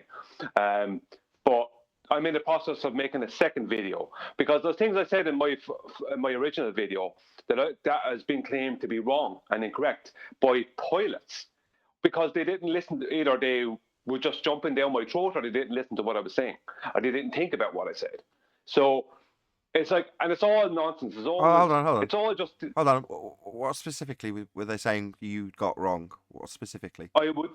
Well, there's some things. I don't want to go into all of them because there's certain things I want to keep for the video. But one of the things they said that one of the things that they were all saying I got wrong is that trust creates trust. I said trust creates lift, right? And trust does create lift because trust causes a downward force on the tail, which tilts the nose, which creates lift. But they all say that I got that wrong. That was totally wrong. I didn't know what I was talking about. I said trust creates lift. You mean thrust, not trust. I'm saying it as best I can. Sorry, I literally thought you said trust. How dare you, Arwin? How dare you insult his beautiful Irish accent? That's a total outrage. I'm sorry, I'm Dutch. If I'm saying trust, I say trust. Damn Dutch. If I try and say it's a bit more difficult for me. Don't you apologise. Don't you apologise. Brian, go with the not the. You guys need to work. Don't worry about the little Dutch paper boy over there. Yeah, I'm not a paper boy anymore. The company quit. Paper man. Yeah. Do you identify as a paper girl now? No paper man either. The company's quitting. First of all, trust and ballers have nothing in common, so you should have figured it out. Hello. Brian in the middle of making a really good point. Hello. Oh yeah. Trust him. I mean thrust. Thrust. Okay. Thrust creates lift. They all said, including all the pilots, they all stated I was incorrect because as far as they think, right? Oh, lift is created by the movement of the elevator at the back of the tail, right? When they move the elevator up, it causes the back the. No, that changes the attitude of the plane. Hang on. Please leave me finish what I'm saying. When they change the elevator, right, it causes tilt, which creates lift, right? But downforce due to thrust, downforce due to thrust, right, causes the plane to tilt also, which causes it to go, which causes lift. So they all said I was wrong when I said thrust creates lift, when I wasn't. And I have to, sorry? Thrust does create lift because it forces the Bernoulli principle. It forces you forward faster, which creates more low pressure on the top of the wing, which therefore is weak. They call it lift, but it's actually pushed from the underside. Yeah, it causes a downforce on the tail, which tilts the plane, which tilts the wings, which causes a lift. Guys, sorry, Brian. Is this a red herring, or how does this directly relate to your original point? It does relate to my original point because it does relate to my original point, Nathan. I'll tell you why. Because what it does is it proves that the nose always has to be above horizontal. Right? This is commercial air. There's only one aircraft that I know of that flies with its nose below horizontal, and that's the B-52 bomber. And that's designed specifically to do that where the wings are and the way they're angled, right? And it's designed to do that so it can, for better visibility and for dropping bombs, right? And for being able to fly slower. Other than that, every other airplane, right? All the commercial airplanes, Airbuses and Boeings, all them, they all fly at cruising altitude with their nose above horizontal. All of them, right? And so this is proof, right, that the more trust you give, right, then the more lift is likely to be created. Now, that can be countered also with the elevator at the back. But the point is that it does create lift. Whereas I'm not going to go into all the details, but basically they have to prove, that's my original point, is they have to prove their claim.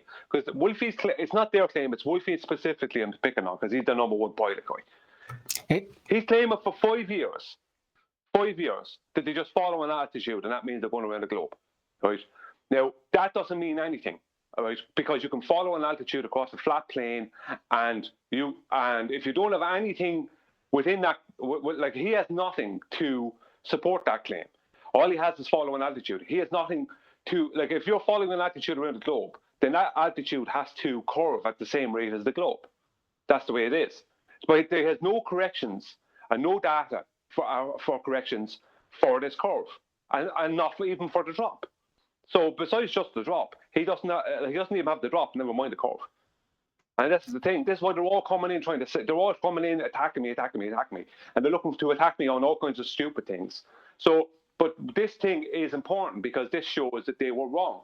So pilots telling me I'm wrong about something shows that they're wrong, and I have it there from Boeing and everything to say it. With these pilots, that are telling you, can I please say? One question: are these pilots real pilots, or are these pilots that are just faceless trolls claiming to be pilots? I have no idea. I know their claim. Right? I know their claim. I know that, like, there's one of the people that told me I was wrong was Bob Nodell. I was going to ask, was he one of them? He was one of them, yeah. Bob was one. He was the first one to come in, and he told me on Skype, "You're wrong, take down a video, blah blah blah." Then he turned it into a personal attack, but that doesn't matter. But he's number one. They had 4 other pilots after that came in. Wolfie then was the last of it. But it's Wolfie specifically I'm picking on. See, look, this is the point of what I'm doing. We all know for a long time that airplanes fly with their nose above horizontal. But Wolfie has been hanging around now 5 years making this claim. He doesn't debate anyone. He makes this claim. He's condescending to flat earthers. He talks down about flat earthers, and he basically tries to character assassinate flat earthers. So the very thing that I've asked him in chat over the years, right, and other people have asked him, he's not addressed. So now it's put up or shut up time for Wolfie, and that's the point of what I'm doing. This is why there's such backlash. I'm specifically going after their number one man, and his claim, his unsupported claim, because that's what it is, an unsupported claim for 5 years. Support their claim. Prove that you're making the corrections for the curvature that you would have to make. There's to be no way out of it, right? Or concede you can't. Is that Can I make him a joke now, please? I've been waiting for 15 minutes. Go ahead, Arwin. All right. I would like to make a great metaphor to what you said, and that is, if you want to lift your spirit, you're going to have to apply some level of trust.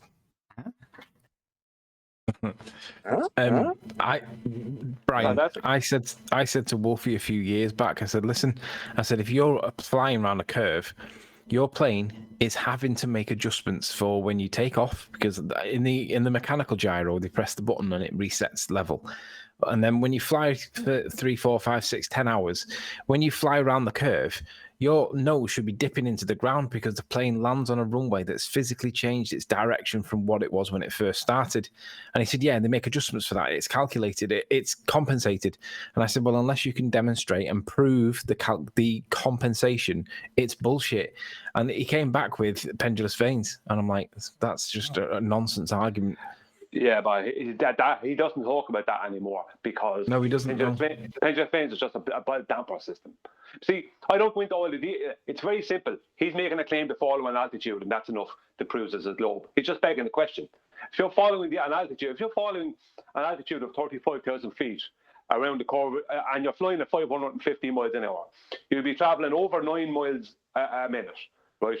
So that's in the first minute, and this is withholding takeoff. This is from a hypothetical starting position of being at 35,000 feet at a cruising altitude, right? So at that starting, which is an unrealistic starting position even, right, at that starting position, within a minute, you will be after traveling 9 miles. Within 2 minutes, you'll be after traveling almost heading for 19 miles, 20 miles. You know what I mean? It's like, so when you take all that in as curvature, right, you have to, just do the drop calculation on that, right? It exponentially gets worse and worse and worse and worse.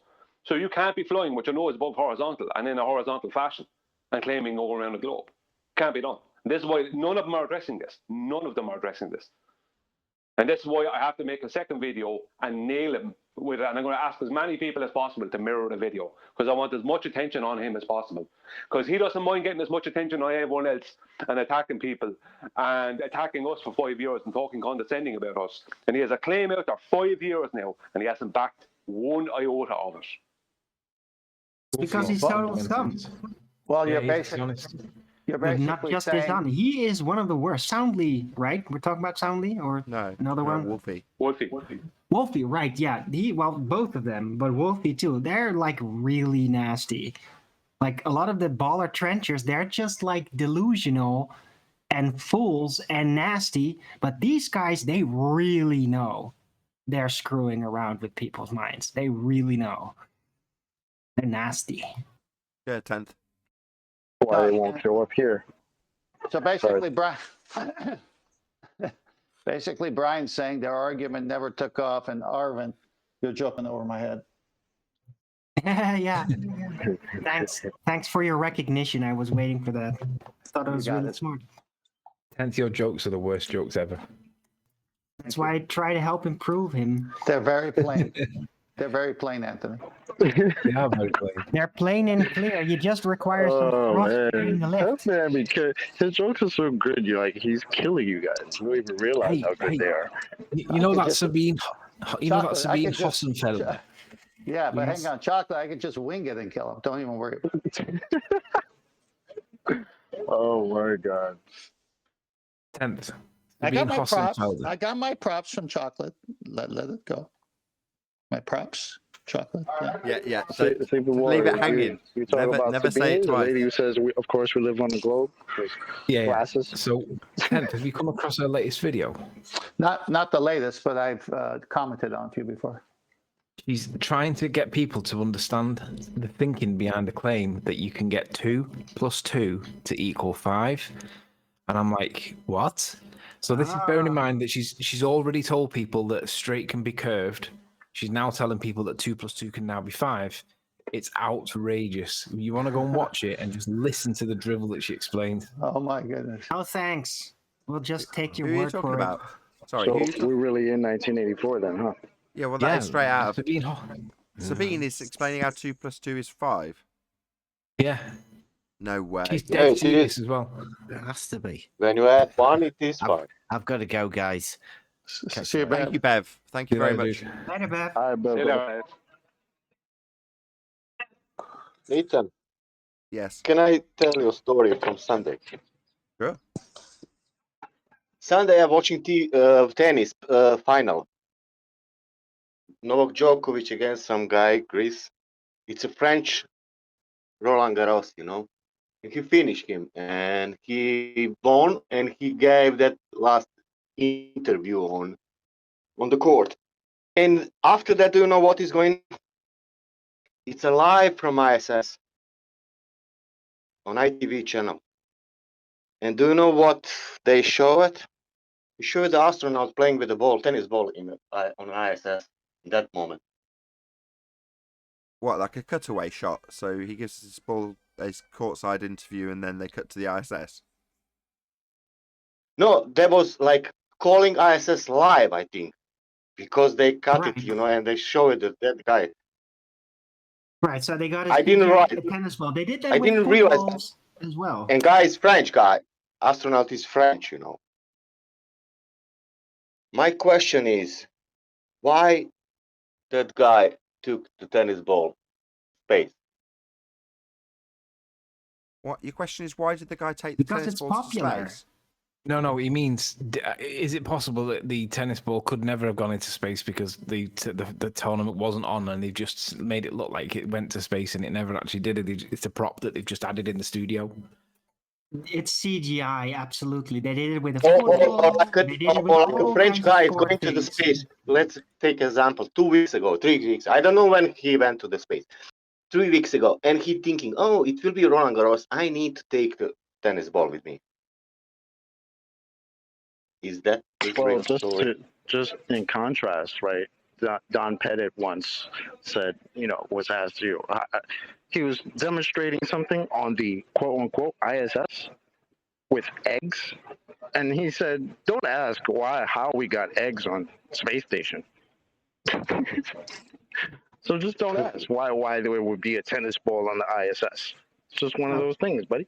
No, Chocolate, they got a special room locked off with all kinds of sport equipment for promotion. Oh, the fun room where they bring the guitars and the gorilla suits and all the other toys that they have up there. That's wonderful. Right, they brought it all up there like for a long time, right?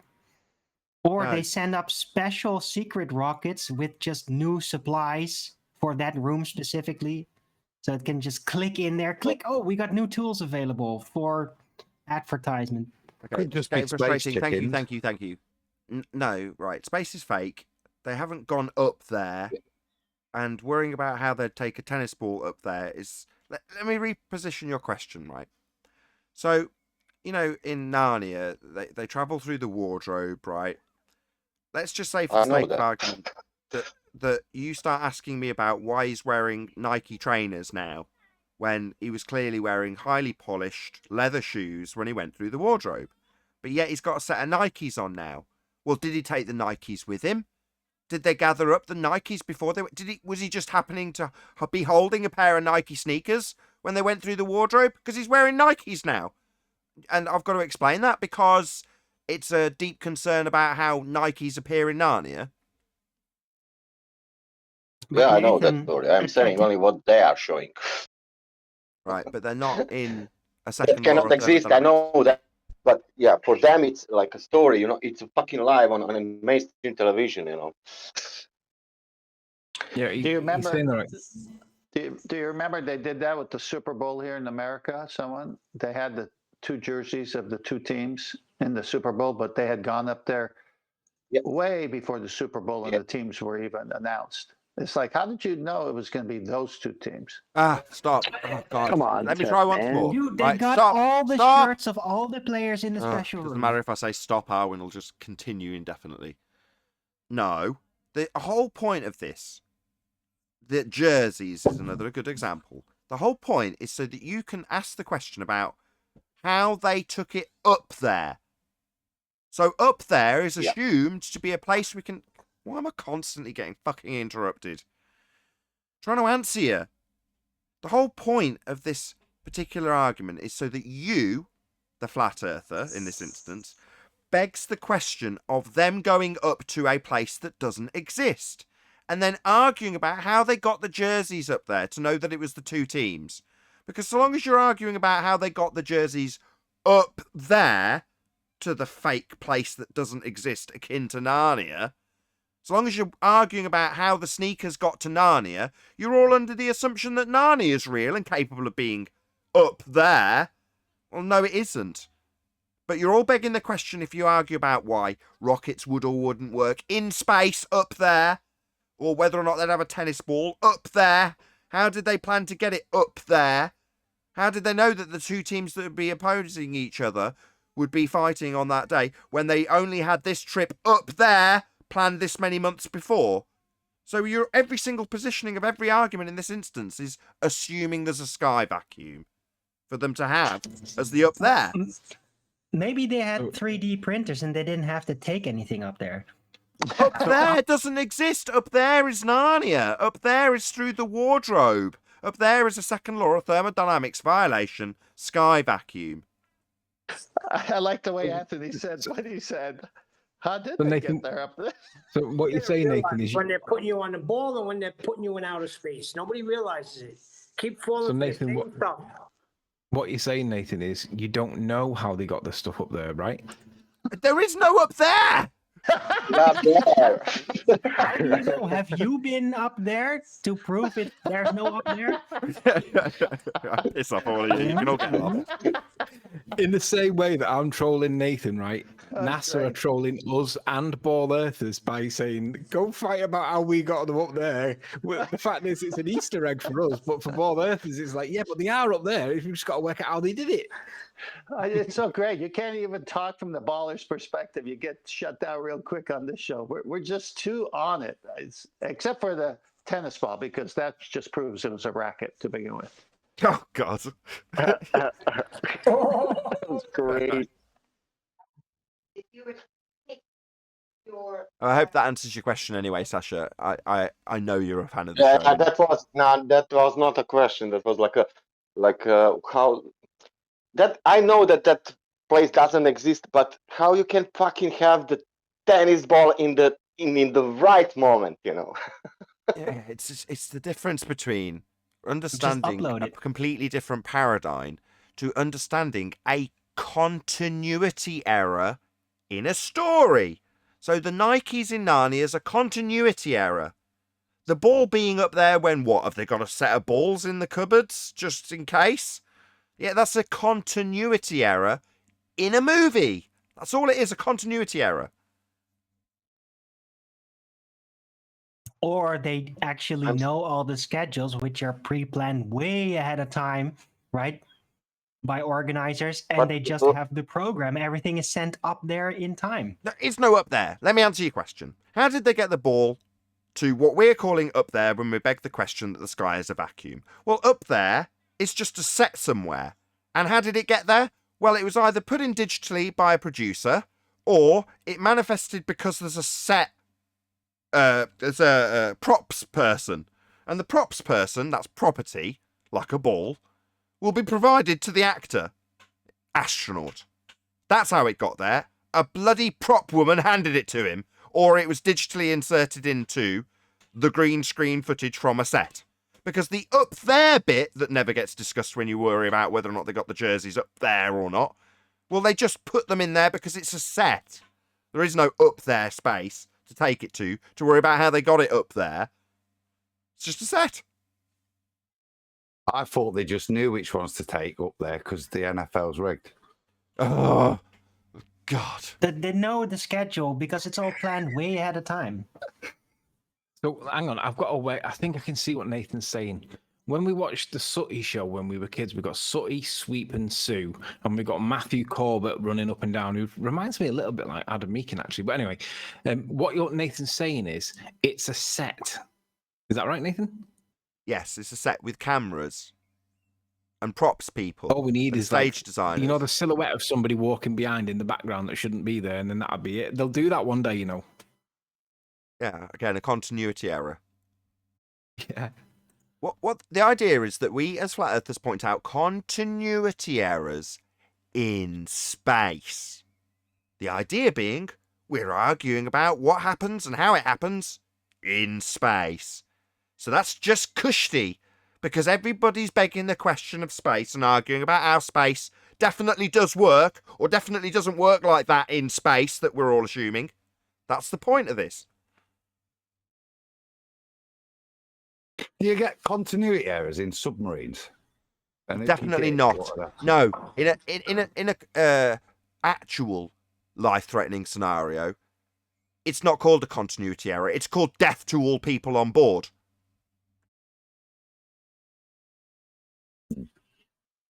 So when you were talking about submarines then, and if there was a real world problem on the International Space Station, like maybe there was a hole in the side and they plugged it with the finger, if that was in real world, like a submarine, they'd all be dead because the pressure would push through it immediately and all that kind of stuff, right? The bottom line is, if you're producing a film, it needs to be reaching a visual criteria, not a technical criteria, not a mechanical or an engineering criteria. It needs to reach a visual criteria only. Now, that visual criteria might be to suspend disbelief about certain technical aspects, but it doesn't have to actually fulfill those technical aspects. Ergo, you'd end up with what is more visually dramatic. Critical instrumentation and life support machinery being on the inside of the submarine or on the outside of the submarine. Well, having it on the outside means we'd have to put people in those diving suits and go and repair it when it fucks up. That'd be far more dramatic. What about from a technical point of view? Well, it's not something we really worry about when it's life and death underwater. Just worry about how visually impressive it is, don't we? No. But that's how. Sorry. That's because the pressure is outside inward, though. Supposedly. On the ISS, it's the other way around. I see. On the ISS, in a place that isn't real, second law of thermodynamics sky vacuum, they have to worry about keeping all the pressure inside. So it might be good every so often to just, have a gateway between inside and outside and often go through it and put yourself in that sort of mortal danger. That would make perfect sense in a place that isn't real. Yes. They have, pressure chambers for that. For inside out. I never seen it being demonstrated in the ISS before, but that's supposedly how it works. Sci-fi. Doesn't make necessarily sense, but it does make good entertainment. You know what I mean? A live repair job with them inside, with a spanner going off. I've fixed that gas leak, look, because the pipe's there, and we've just fixed it. Dead easy. It's not as entertaining, even as getting in a spacesuit, going into the imaginary place, and having sausage fingers to repair it. It doesn't make as good TV. That's what it's all about. Making good TV. Good propaganda, basically. Good quality, high standard, polished propaganda.